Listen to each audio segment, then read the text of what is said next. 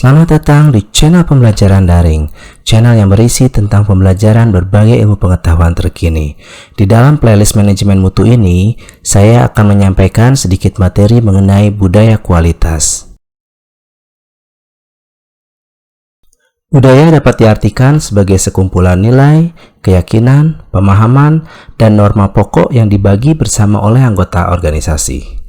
Konsep budaya membantu manajer dalam memahami aspek yang kompleks dan tersembunyi dari kehidupan organisasi. Budaya merupakan pola nilai dan asumsi bersama mengenai bagaimana suatu hal dapat dilakukan di dalam sebuah organisasi. Pola ini kemudian dipelajari oleh para anggota karena mereka berhubungan dengan persoalan internal dan eksternal, sekaligus mengajarkan anggota baru atau karyawan baru bahwa pola ini merupakan cara yang benar untuk diterima, dipikirkan, dan dirasakan. Budaya dapat dikategorikan dalam 3 tingkatan. Pada tingkatan permulaan merupakan hal yang terlibat, mencakup hal-hal seperti cara berpakaian, pola perilaku, simbol fisik, upacara resmi organisasi, dan tata ruang kantor. Artifak merupakan segala hal yang dapat dilihat, didengar, dan diamati, tetapi dapat diperoleh dari cara orang yang menjelaskan dan membenarkan hal yang mereka lakukan itu. Hal ini merupakan nilai-nilai yang dipertahankan oleh anggota organisasi pada tingkat kesadaran. Semua ini dapat diinterpretasikan dari cerita, bahasa, dan simbol yang digunakan oleh anggota organisasi untuk menunjukkan identitas diri mereka. Artifak juga termasuk produk, jasa, dan bahkan tingkah laku kelompok itu. Misalnya, bila Anda berjalan memasuki kantor pusat sebuah perusahaan komputer besar yang mempunyai aset miliaran rupiah, Anda akan melihat bahwa CEO akan berpakaian biasa. Sementara itu, di toko sebelah CEO-nya mengenakan jas yang mahal. Artifak yang berbeda ini adalah bukti dari dua budaya organisasi yang berbeda. Nilai-nilai yang diungkapkan merupakan alasan bahwa kita berkorban demi yang kita kerjakan. Beberapa nilai tertanam begitu di dalam suatu budaya saat para anggota tidak lagi dapat menyadari keberadaannya. Kemudian, asumsi dasar merupakan keyakinan yang dianggap sudah ada oleh anggota organisasi. Dalam beberapa organisasi, asumsi dasar dapat berupa pendapat bahwa pada dasarnya orang memiliki sifat malas dan akan menghindari tugas mereka. Bila memungkinkan, dengan demikian harus diawasi secara ketat dan diberikan sedikit kebebasan. Asumsi dasar di dalam budaya sebuah perusahaan seringkali dimulai dengan nilai-nilai teguh yang ditanamkan oleh pendiri dan para pemimpin terdahulunya. Berikut akan disampaikan faktor-faktor budaya. Yang pertama adalah simbol. Simbol merupakan suatu objek, tindakan, atau peristiwa yang menyampaikan makna kepada pihak lain. Contoh dari simbol adalah pemberian penghargaan kepada karyawan pada bulan ini pada restoran McDonald. Karyawan yang diberikan penghargaan tersebut misalnya diberikan piagam, lencana, dan bahkan fotonya terpampang pada lobi restoran. Pemberian simbol ini dapat memacu karyawan lain untuk bisa menjadi karyawan teladan pada bulan berikutnya. Yang kedua, cerita. Cerita merupakan narasi yang didasarkan pada peristiwa sesungguhnya yang seringkali diulang dan dibagikan di antara karyawan organisasi. Cerita disampaikan kepada karyawan baru untuk menjaga agar nilai-nilai utama perusahaan tetap hidup. Misalnya, pada perusahaan multilevel marketing, member yang telah mendapatkan posisi stars atau telah sukses menjual produknya pada tingkatan tertentu, menceritakan proses keberhasilannya dari awal sehingga dapat memotivasi anggota baru untuk bekerja secara giat untuk mengejar target dan cita-cita yang diimpikannya. Pemberian cerita merupakan teknik yang mudah digunakan dan manjur untuk diterapkan. Yang ketiga adalah pahlawan. Seorang pahlawan adalah figur yang menjadi contoh atas tujuan, karakter, dan atribut dari sebuah budaya yang kuat. Pahlawan merupakan model peran yang untuk diikuti oleh para karyawan lainnya. Beberapa pahlawan merupakan orang yang nyata, seperti Steve Jobs yang telah mengubah perusahaan Apple menjadi perusahaan berkelas dunia. Para pahlawan menunjukkan bagaimana melakukan hal yang baik di dalam perusahaan. Perusahaan dengan budaya yang kuat mengambil keuntungan dari pencapaian ini untuk menunjukkan pahlawan yang memiliki nilai utama. Yang keempat, slogan. Slogan merupakan frasa atau pernyataan yang menyatakan nilai utama perusahaan dengan singkat dan jelas. Banyak perusahaan menggunakan sebuah slogan atau semboyan untuk menyampaikan makna tertentu kepada perusahaan. Contoh slogan misalnya di PT Telkom adalah "The world in your hands", yang artinya dunia ada di tanganmu, di dalam genggamanmu. Maksudnya kita bisa saja berkomunikasi menghubungi siapapun hanya dengan menggunakan alat komunikasi yang ada di genggaman tangan kita. Kemudian yang terakhir, upacara resmi. Upacara resmi merupakan kegiatan terencana untuk memperingati peristiwa khusus dan dilakukan untuk kepentingan para pesertanya.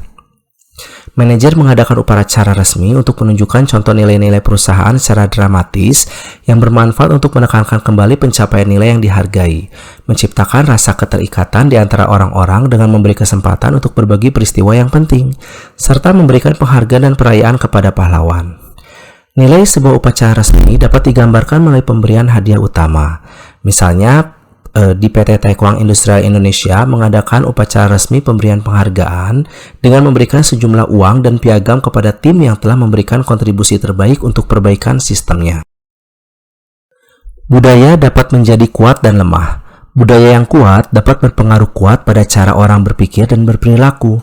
Suatu budaya kuat adalah budaya di dalamnya setiap orang memahami dan meyakini tujuan, prioritas, dan praktik dari perusahaannya. Suatu budaya yang kuat dapat menjadi keunggulan bagi organisasi tersebut jika perilaku yang didorong dan difasilitasi adalah perilaku yang tepat.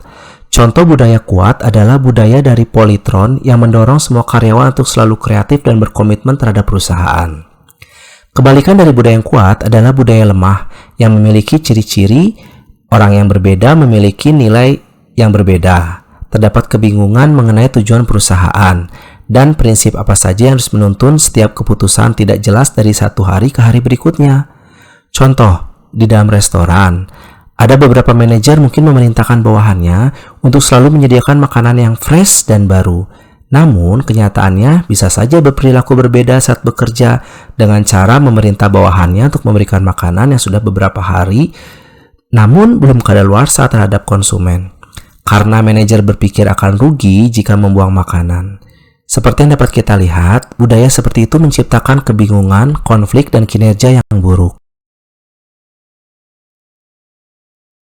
Ada beberapa hal yang akan memberikan petunjuk mengenai budaya jika kita ingin memahami budaya perusahaan dan memperdalamnya. Di antaranya, yang pertama ada pernyataan misi perusahaan dan sasaran resmi adalah titik awal. Karena keduanya dikatakan sebagai citra publik yang diinginkan oleh perusahaan. Kebanyakan perusahaan memiliki sebuah pernyataan misi, namun perlu diketahui apakah pernyataan publik tersebut benar-benar mencerminkan cara perusahaan menjalankan bisnisnya. Yang kedua, praktik bisnis dapat diamati. Hal ini terdiri dari bagaimana suatu perusahaan menanggapi masalah, membuat keputusan strategis, dan memperlakukan para pekerja dan konsumennya, mengungkapkan banyak hal tentang cara yang dihargai oleh manajemen tingkat atas dari perusahaan tersebut. Yang ketiga, berbagai simbol, tata cara, dan upacara memberikan petunjuk lebih jauh mengenai budaya. Misalnya, simbol status dapat memberikan suatu kesan seberapa kaku hierarkinya dan sifat dari relasi antara tingkatan yang lebih rendah dengan tingkatan yang lebih tinggi. Yang keempat, kisah-kisah yang diceritakan orang-orang membawa banyak informasi mengenai budaya perusahaan. Setiap perusahaan memiliki berbagai mitos, legenda, dan kisah nyata mereka mengenai keputusan penting di masa lalu dan tindakan yang menyampaikan nilai utama dari perusahaan. Misalnya, kisah yang diturunkan secara turun-temurun dari seorang CEO PT WGS Bandung, Bapak Ikin Wirawan, yang memulai startup bisnisnya dari nol dengan beranggotakan pekerja 4 orang. Hingga sekarang telah menjadi CEO sukses dengan total pegawai berjumlah mencapai 200 orang. Para manajer tingkat atas dapat melakukan beberapa pendekatan untuk mengelola budaya organisasi. Pertama, mereka harus mendukung cita-cita dan visi yang luhur bagi perusahaan yang akan menginspirasi para anggota organisasi. Visi, entah itu berfokus pada kualitas, integritas, inovasi, atau apapun, harus ditekankan berkali-kali sampai menjadi sesuatu yang terasa nyata di seluruh organisasi. Yang kedua, para eksekutif harus terus memberikan perhatian pada hal-hal kecil dari masalah sehari-hari, seperti berkomunikasi secara rutin, hadir dan aktif di sebuah perusahaan, dan menjadi sebuah teladan yang baik. Seorang CEO tidak hanya harus berbicara tentang visi, tapi ia juga harus mewujudkannya dari hari ke hari. Hal ini membuat pernyataan CEO tersebut dapat dipercaya, menciptakan contoh pribadi yang dapat diteladani orang lain, dan membangun kepercayaan sehingga kemajuan organisasi tersebut ke arah visinya akan berlanjut dalam jangka yang panjang. Perubahan budaya berarti perubahan dalam nilai, norma, sikap, kepercayaan, dan perilaku karyawan.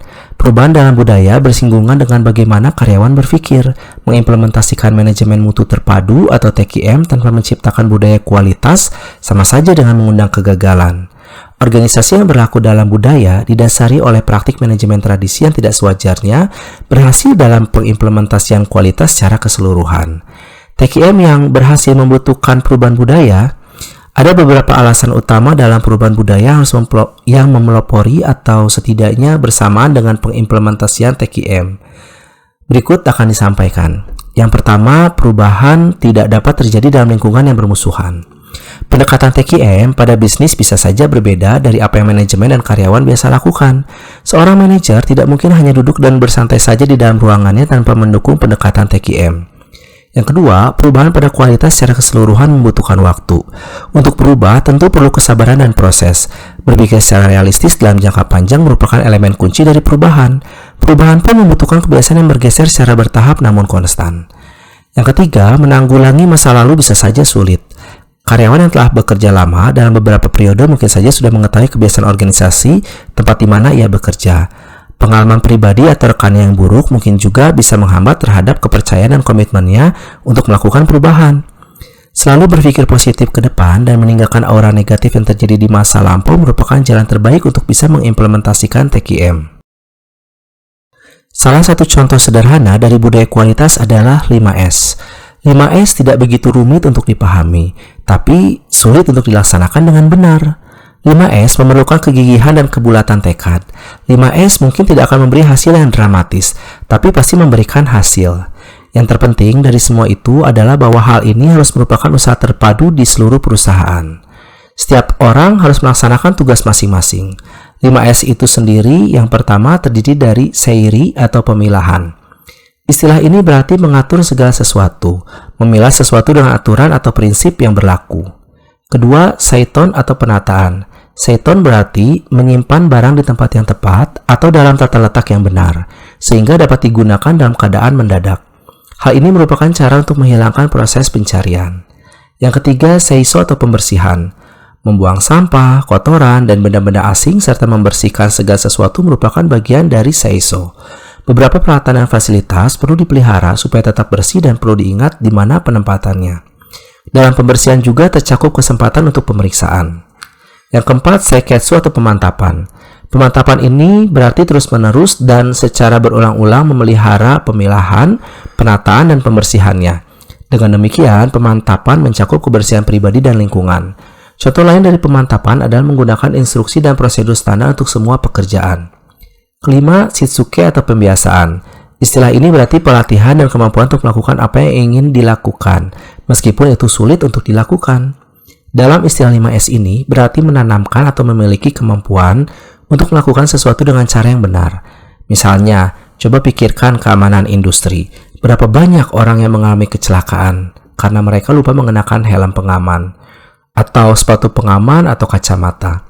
Itulah sebabnya mengapa sangat penting bahwa setiap orang memiliki kebiasaan untuk mematuhi aturan keamanan yang sederhana. Pembiasaan merupakan bagian integral dari keamanan industri. Berikut merupakan tabel berisi tinjauan umum 5S. Teman-teman bisa pause dulu videonya untuk memahami lebih seksama. Contoh budaya kualitas lainnya adalah penerapan gugus kendali mutu atau GKM, atau lingkaran mutu atau quality circle yang merupakan kelompok kecil dari lingkup kerja yang dengan sukarela melakukan kegiatan pengendalian dan perbaikan secara berkesinambungan dengan menggunakan teknik quality control. GKM merupakan pendekatan yang mengizinkan karyawan agar lebih terlibat, tapi tidak ada penekanan sama sekali supaya mereka bertindak demikian. Dengan perkataan lain, pendekatan ini sepenuhnya bersifat sukarela pada semua tingkatan di dalam organisasi. Selanjutnya, pendekatan GKM adalah mereka yang bergabung dalam GKM didorong untuk memecahkan sendiri masalah yang menyangkut pekerjaan mereka.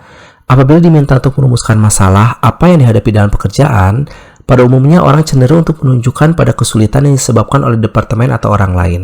bukannya pada faktor yang berada dalam kendalinya. Di dalam GKM, anggota memecahkan masalah mereka dalam cara yang terorganisasi. Dengan perkataan lain, mereka diberi pelatihan dalam keterampilan memecahkan masalah secara sistematis dan bekerja sama secara efektif dalam sebuah kelompok. GKM mungkin adalah satu-satunya pendekatan yang memberikan pelatihan semacam itu kepada staf yang tidak termasuk supervisor. Perlu teman-teman ketahui, GKM biasanya kurang terstruktur dan lebih informal dibandingkan tim yang terlibat dalam perbaikan berkelanjutan, tetap dalam sejumlah organisasi. GKM telah menjadi tim perbaikan yang berkelanjutan. Oleh karena itu, tim perbaikan berkelanjutan memiliki motivasi tambahan yang dihasilkan oleh pemberdayaan. Mendirikan budaya kualitas merupakan suatu tantangan untuk setiap perusahaan yang mengimplementasikan pendekatan TQM. Tantangan untuk menjaga budaya kualitas bahkan lebih besar daripada mendirikannya. Untuk itu, ada beberapa trik berikut yang dapat digunakan untuk mempertahankan budaya kualitas. Yang pertama, menjaga kesadaran terhadap kualitas sebagai kunci isu kultural. Hal ini bisa dilakukan melalui penyebaran secara reguler terhadap tujuan kualitas untuk semua personel dan hasil yang berhubungan dengan tujuan ini. Yang kedua, yakinkan bahwa ada banyak kejadian manajemen kepemimpinan.